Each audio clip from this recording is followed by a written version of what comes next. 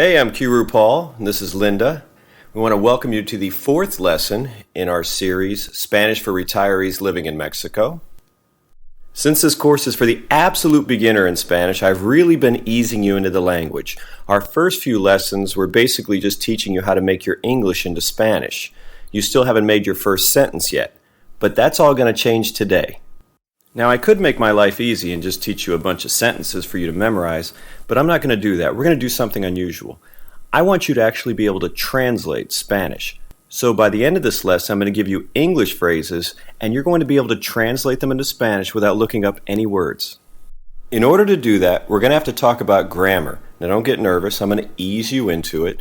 A traditional Spanish course would usually give the students a long list of conjugations. He said, she said, irregular verbs, regular verbs. If I started that way, this would probably be the result.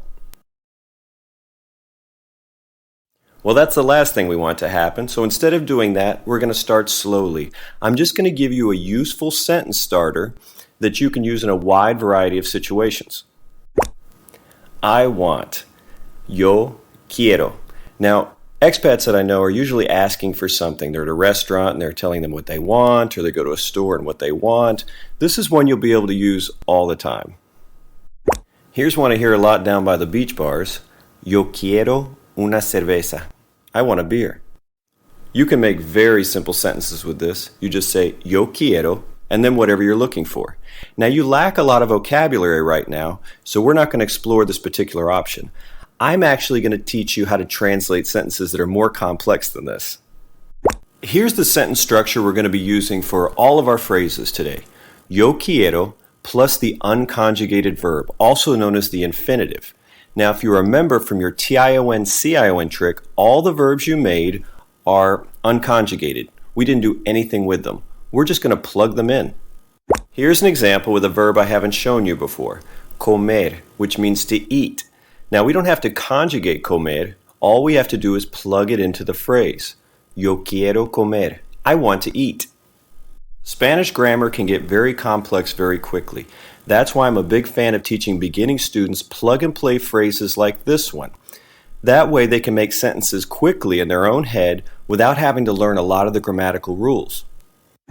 Now that you know the plug-and-play phrase we'll be using, you should be able to translate simple sentences like this one by combining that with your cognate trick. I'm going to talk you through this first one. Now, until you get good at this, the key is to break it down section by section. You already know the first part, I want, so you know that's going to be yo quiero. Now let's just focus on the second part, which is to participate.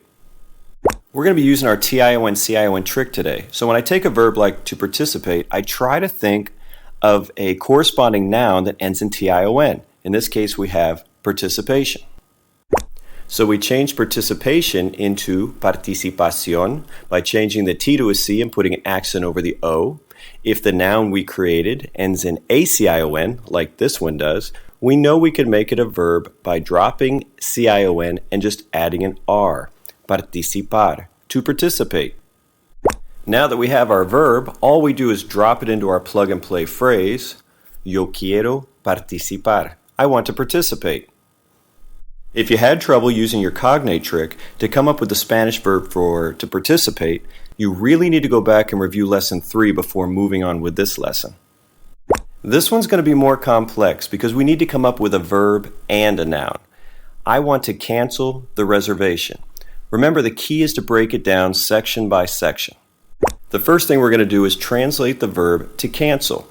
I usually think of a TION word that's similar, cancellation, make it a noun, cancelación, and then make that a verb, cancelar, which means to cancel. So far we have the first part translated, yo quiero cancelar. I want to cancel. Now we need to work on the reservation. You should be able to do this one pretty easily. Change the T to a C, accent over the O, reservación. Our sentence is almost complete. The only thing we still have to do is translate the word the. Now I'm going to help you out with this because we haven't talked about the gender of nouns or definite articles yet. In Spanish, every noun is either masculine or feminine, and that's a weird concept for English speakers. We're going to talk about that later. The only thing you have to know right now is that all the words that end in CION are feminine. so the word for the will be la. So our final sentence becomes, Yo quiero cancelar la reservación. Yo quiero cancelar la reservación. Here's a very similar sentence. The only thing I changed was the verb. I want to confirm the reservation. Same trick. We think of a TION word, confirmation. Make it a noun, confirmación. We can make that a verb, confirmar. We just plug it in. You put it all together and you get Yo quiero confirmar la reservación. It's really that easy. Now it's time for you to translate your very first Spanish sentence. I have confidence in you. Take out a piece of paper and write it out. While you work on it, stop the video. Once you're sure you've got it, hit play.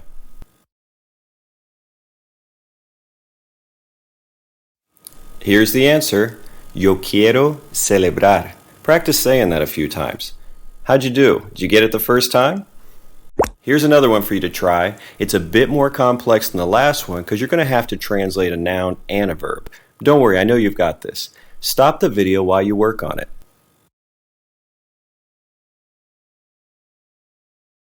Here's the answer. Yo quiero memorizar la información. Did you remember to put the la in there? Here's another one for you to work on. It's very similar to the last sentence, with the only exception being the verb. You should be able to do this one fairly quickly. Take a look at the screen. Is that what you have written on your paper? Now, when you sound this out, really focus on the vowels. Yo quiero organizar la información.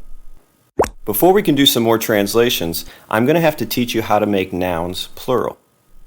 This one is really easy.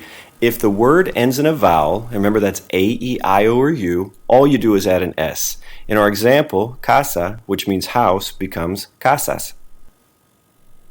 Now, if the word ends in a consonant, like our CION words do, we add an ES. So, confrontación, which is confrontation, in the plural would be confrontaciones. You'll notice that little accent mark disappeared too. Let's talk briefly about the word the. Do you remember earlier I specified that our CION words were all feminine, so we're going to use la? Well, not only does the word the agree in gender with the word, also in number. So when we make it plural, it's going to change. Now, the is real easy to make plural in the feminine. We just add an S. So if I want to say the confrontations, it would be las confrontaciones. Now, don't worry if that whole noun, gender, number thing seems a little confusing right now. I'm going to be dedicating an entire future lesson to that. Today, we're just going to be focusing on how it relates to using our plug-and-play phrase. All right, let's practice one. I want to explore the options.